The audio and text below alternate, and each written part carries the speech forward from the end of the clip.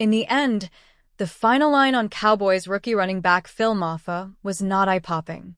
The seventh-round pick out of Clemson finished with 10 carries and 36 yards, an average of 3.6 yards, the kind of numbers that surely won't get a player a roster spot. But that does not tell the story of Mafah in the Cowboys' preseason debut, because he had multiple big plays that were later nullified by penalties. He ran with force and power and made 2 catches out of the backfield, a must in Dallas's offense. It's not likely that we'll see Mafah as the starter here in 2025, but he did show he is worthy of a roster spot and could, eventually, land as the RB2 this season. Phil Mafah fighting for roster spot. Certainly, the reviews were positive for Mafah. As the Cowboys site Blogging the Boys wrote, it's not hard to imagine Mafah beating out veteran Miles Sanders, who's dealing with a knee injury. A roster spot could come down to Sanders versus Mafah. BTB noted, Mafah could make that decision a lot easier. Dallas would naturally prefer a younger, cheaper player at the bottom of the depth chart. If Sanders doesn't become the starter, he's a 28-year-old back on a 1-year deal. Mafah, still just 22, has a fresh 4-year contract as a drafted player and on the cheap as just a 7th-round pick. Wrote Locked On Cowboys host Marcus Mosher on Twitter/X, just keep giving Phil Mafah touches. Cowboys online analyst Dan Rogers wrote of Mafah's most impressive callback play, a 14-yard gain to the Rams' 1-yard line. Rookie running back Phil Mafah bursts through the hole, stutter steps to an open lane, says no thank you to an arm tackle, lowers his shoulder, and finishes strong. This would have been first and goal at the 1 if Asim Richards knew how to line up properly. Cowboys crowded at RB. Additionally, at the Cowboys website, Patrick Walker noted that Mafah was one of the standouts in the loss to the Rams. Dallas has a crowded committee at running back, with Sanders, newly added Malik Davis, as well as free agent signee Javonte Williams. The Cowboys also hope to use Cavani Turpin out of the backfield more. Jaden Blue and Miles Sanders were both absent with injury, and despite the signing/reunion with Malik Davis, it was Mafah getting the bulk of the carries, and he made the most of them, Walker wrote. His stat line was solid but could have been explosive, if not for his biggest run of the day being called back due to offensive holding, for example. The rookie running back was punishing, but also quick and had great vision, and he's off to a tasty start that could make waves in the RB room.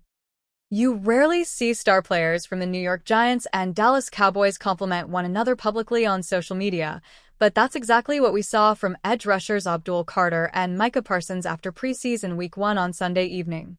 Following Carter's impressive debut against the Buffalo Bills, Parsons reposted a clip of the rookie pass rusher, commenting, "They asked me if Abdul could be another great. I told them he could be the best one." To which Carter then responded, "My brudda mechanical arm can't wait to see you get paid what you earned." At Micah Parsons 11-inch. Carter and Parsons aren't the typical rivals. For starters, both first made a name for themselves at Penn State, and the Giants' rookie first-rounder was immediately likened to Parsons once he declared for the NFL draft. The Cowboys superstar also sent Carter a signed jersey of his, along with some words of encouragement, during a Fanatics rookie promo that paired some of the premier members of the 2025 rookie class with an NFL legend who helped pave the way for them at their position. So, there's certainly a mutual respect between the two NFC East pass rushers. It's also no secret that Parsons resetting the market at edge rusher would be good news for Carter, as well as any other NFL pass rushers who expect to get paid in the future. So, it shouldn't come as a shock that the Giants' youngster wants to see Parsons get the new contract he's currently seeking. Giants' rival Cowboys could be without Micah Parsons to start 2025 season. The latest on the Cowboys-Parsons saga is not promising for Dallas. While speaking on ESPN's Get Up on August 11th, NFL insider Adam Schefter provided the following update via Sports Illustrated's Josh Sanchez. "No deal in sight," Schefter reported. If there's no deal in sight, what's going to happen? Is Micah going to play in the opener? We've already heard Jerry Jones wonder about whether Micah would be out there on opening day. What would be the Cowboys' plan here? The insider continued. Well, obviously, if they can't get a long-term deal done and the two sides are not even talking about it right now, then they can always have Micah this year if he plays. And they have the franchise tag after this year. they'd have the franchise tag the next year. They have his rights, essentially, for 3 years. At some point in time, you have to wonder if they would look to trade him. A conversation then ensued, in which Dan Orlovsky inferred that Parsons and the Cowboys organization simply do not appear to like each other. Parsons requested a trade on August 1st after contract talks reached a standstill. Later, after a couple of ill-advised comments from Jerry Jones, the superstar pass rusher sat out training camp practice with back tightness, although the assumption is that Parsons' health would magically clear up if an extension were agreed upon. The Cowboys have reiterated that they have no plans to trade Parsons despite Jones admitting that his team could be without their game-wrecking pass rusher for Week 1.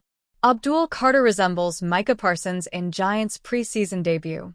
Carter has lived up to the hype so far, and that continued on August 9th as the Giants' prospect resembled Parsons on the field. Pro Football Focus credited Carter with an 82.2 overall grade and 3 quarterback pressures over his 6 defensive snaps.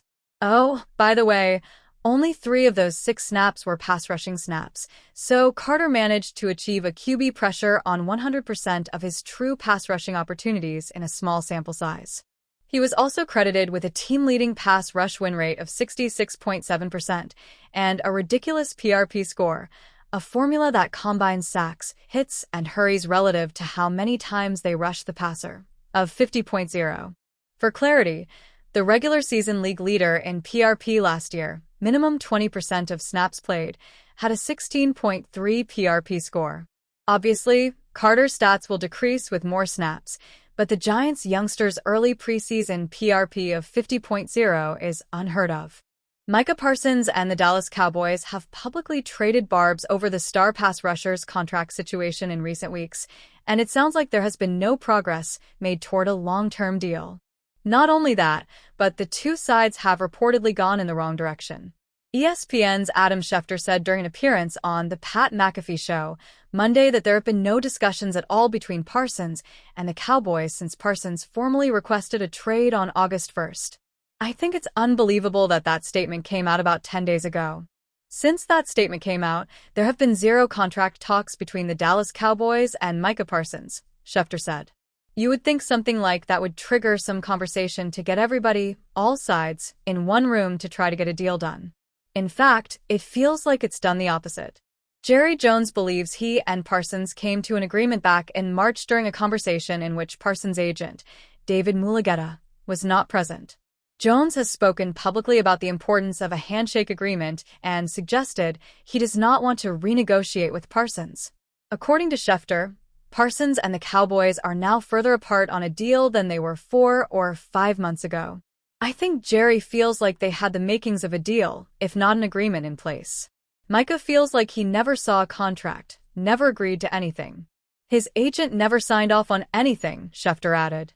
This is a situation that's gone the opposite direction, and they're further apart from a deal today than they were in, let's just say, March or early April.